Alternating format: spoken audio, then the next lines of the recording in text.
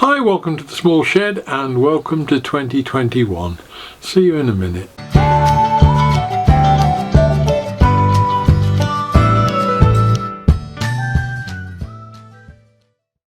Now, I'm sure I'm not alone. Like you, I'm glad to see the back of 2020. It was not a good year for me. We had the loss of my brother in January, which started off the year badly, and COVID came along in March, and effectively that wiped out the rest of the year. It meant we couldn't see family or friends much. We had the odd meet-up. I missed the NEC Makers Central, which I was looking forward to, which was a chance to meet up with other YouTubers and makers. I missed the National Railway exhibition that was held at the NEC in November that I'd been invited to bring the layout along to, and that's probably one of the biggest, well, if not the biggest in the country. And probably worst of all, I think, I turned 70, which is something that has come home to me both with the COVID and losing my brother, that I'm getting old, and that's been very hard, I think, over this year. The fact that you suddenly start to realise that you are old and vulnerable, and that when your children start worrying about how you're going to be through COVID and things like that, whereas I didn't think there was a problem. And it's just that realisation that you're no longer 20, even though I still am up there. However, I do like to try and be positive, although one of my many ethoses is to always expect the worst and then I'm never disappointed. I do like to try and be optimistic about certain things, and in many ways it has been a good year, particularly for somebody like me that's a miserable old so-and-so that doesn't like to go out much anyway. It's been a chance to just come out in the shed and work and do stuff. And there have been some positives. I'm extremely fortunate that we got a month's holiday in New Zealand in February, when most people in the country haven't had a holiday. We came back into England on the day that they locked down, so we'd avoided most of the lead up to that. We'd got a house full of groceries that our children and friends had organised for us, so we've missed most of the bad things, if you like, from that point of view, and effectively we've just stayed in all the while. So I thought I'd have a look back at what we've achieved during the year and what is coming up for next year. And I use the term we when I say we've achieved deliberately. Not a lot of this would have happened without YouTube channel and people watching, people subscribing, people commenting. It really is important and it matters to me because it's what drives me on to get things done. You can tell from the amount of projects that I've started this year that are big projects, most of which I start by saying this has been hanging around for 10 years or 12 years or whatever. And I think the combination of that realisation that time is running out anyway, and the fact that I'd got to get some of these things done, has all helped to get it moving. And it is that support that I get in the comments and things like that have made it happen, really, I think. Otherwise, I think we'd still be sitting here at the end of this year saying, yeah, I should have done that, I wish I'd have started that, I'd have got round to that later, I'll probably do it next year. Now, there's a couple of little things I've done that have made huge differences to the way that I've carried out work, if you like. One of which is the little charging station over there that just made it so much easier both to do the filming with the cameras, all the batteries are always charged up, and working with the little Ryobi tools. There's always a charged battery ready, and if there isn't, I can soon slam it in and I know it works. None of this scrabbling around trying to find a charger or and then have to plug it in and the batteries weren't charged up. So that made a huge difference anyway. There's been a couple of big projects. The mezzanine floor at Menning Sheds was a strange one for me because it took me back to effectively being a supervisor of people rather than making things in the shed, and it was almost like being at work rather than having a hobby. But we achieved, with a group of half a dozen people, something that, you know, we set out to achieve, and we got it done within budget and within time, so I was quite happy with that. Produced a good job. It's just been a shame that we haven't been able to use it during the year, and that I've not really had a chance to meet most of the people.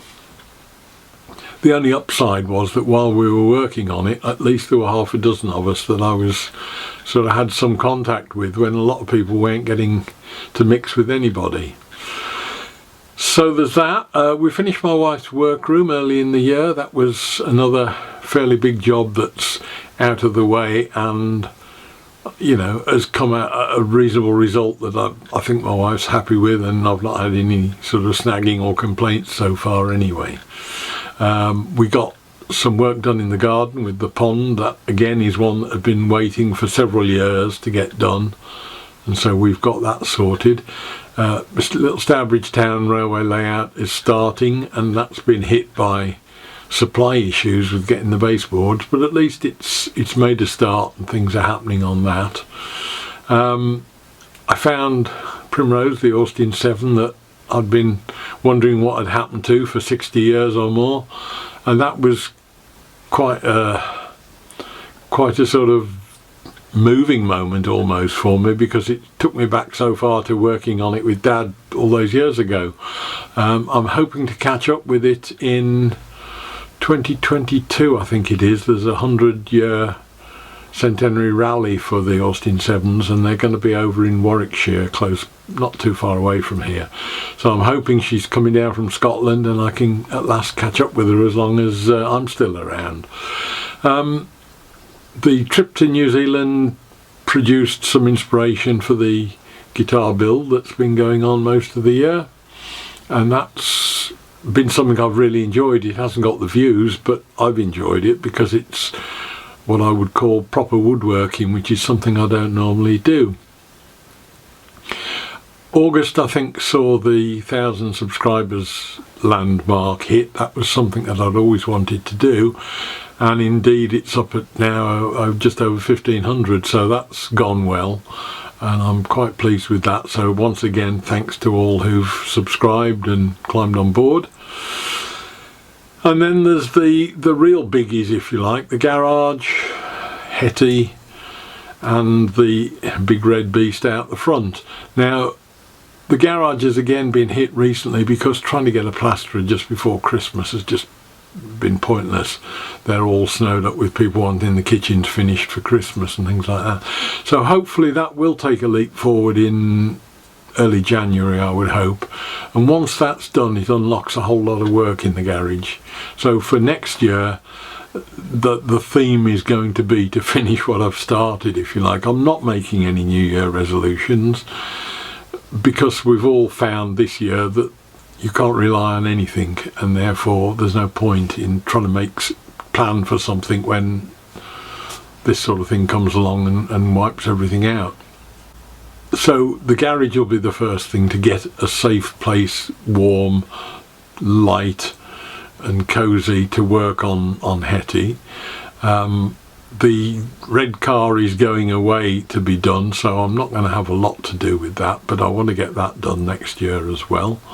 Been a lot of comments about that when I put that video out on Boxing Day, and I will come back and answer those a bit more in depth later on.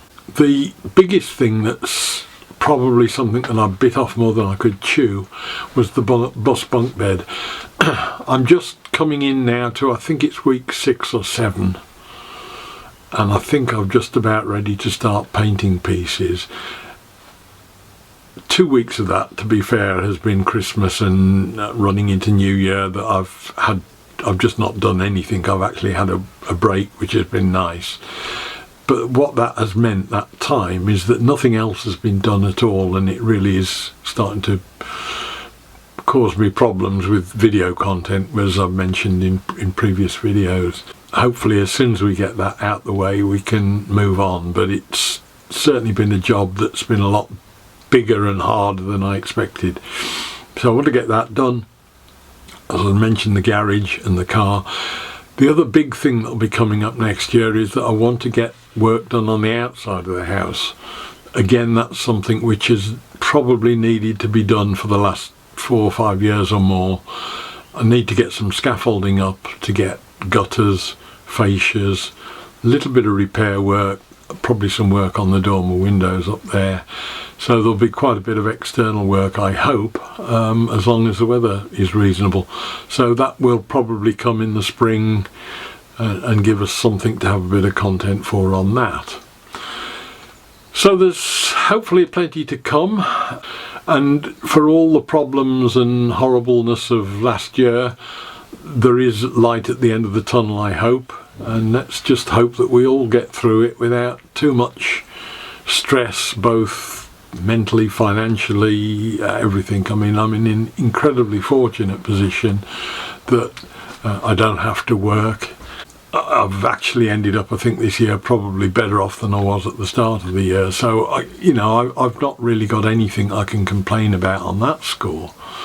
And the whole thing last year has brought home to me how resilient our parents, grandparents and great-grandparents must have been, because they've gone through 2 or 3 lots with World War I, World War II, flu pandemics, far worse than anything we've had to put up with. Things that have gone on for 4 years or more with similar sort of casualty figures. You know, first day on the Somme, I think they lost 17,000 plus dead in one day. And the difference is that they were young people with a life ahead of them, whereas, sad as it may be that COVID's taking people out, it's taking people out like me that have had their chance and time. So it is bad, but it's not as bad as it could have been, thanks to science, the science that's keeping us all in touch through Zooms and FaceTimes and that sort of thing, the science of vaccines that people are producing, that are just mind-blowing what they've achieved in such a short space of time. So really it's a chance to look forward, I think, with a little bit of optimism. Thanks to any of you who are in any way involved in servicing our needs, if you like.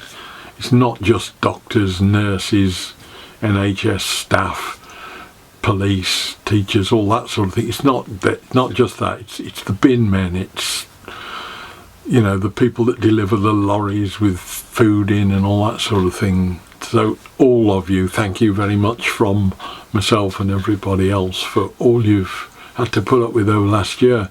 Let's hope that this year will be a better year for all of us. I'm doing this on New Year's Eve at 3:30. I'm hoping that nothing catastrophic will happen between now and midnight, although it wouldn't surprise me in the slightest. I recorded this video at 12 o'clock actually, and came back and found it was all out of focus. Just been out for a walk with my wife in the middle of Droitwich. She slipped on ice and fell, and it could just as easily have been a broken hip or whatever. She just had a hip replacement. She fell on her that side. As it was, she's bounced and got a little bit of bruising, but it's just that sort of a year, so that I'm not banking on, I talk about it being a new year and wonderful. I've still got 9 hours to go, so we'll see how we get on.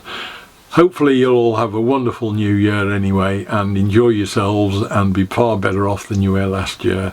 And once again, thanks to everybody who has subscribed, commented, watched, supported generally. Thanks to you all. Hope to see you next week. I will try and be making something by then, and I look forward to seeing you all then. Bye.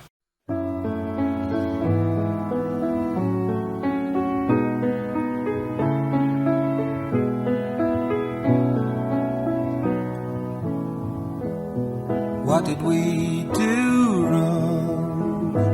We had all the magic to put us on our way, and all the tragedy that we ever want to see.